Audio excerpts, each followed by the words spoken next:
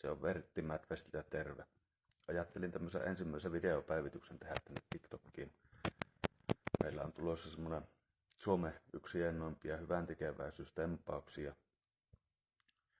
Ajetaan tämmöisellä pienlakaisukoneella Iisalmesta Inariin tai Kilpisjärvelle ja takaisin. Somekansa päättää, kumpi on määränpää. Ajallisesti lähdetään toukokuun 6. päivä liikenteeseen ja palluupäivä on 13. päivä noin.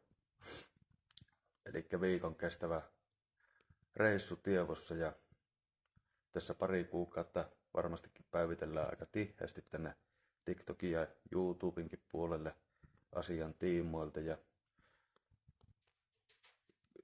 toki ihmiset saa ehdottaa minkä näköistä sisältöä haluavat ennen tapahtumaa. Tapahtuman aikana on tarkoitus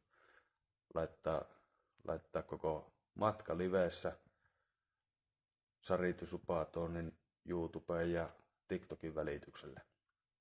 Facebookista löytyy tapahtuma Madwest on the Road Madwestin alta.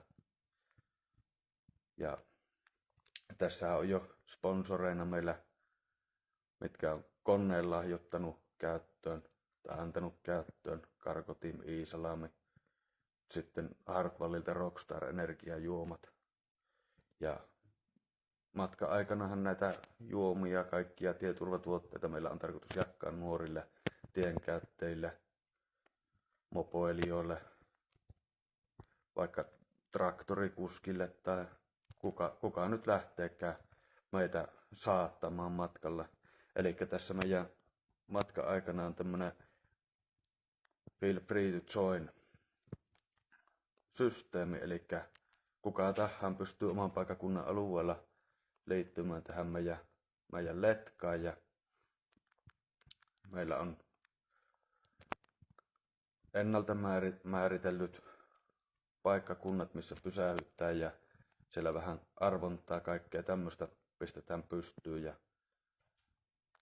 otetaan vastaan lahjoituksia ja muuta sponsorointia ja koko tämä tapahtuman idea on se, että me lyhentämättömänä tuotto laitetaan lasten, nuorten sekä vähävaraisten perheiden hyväksi.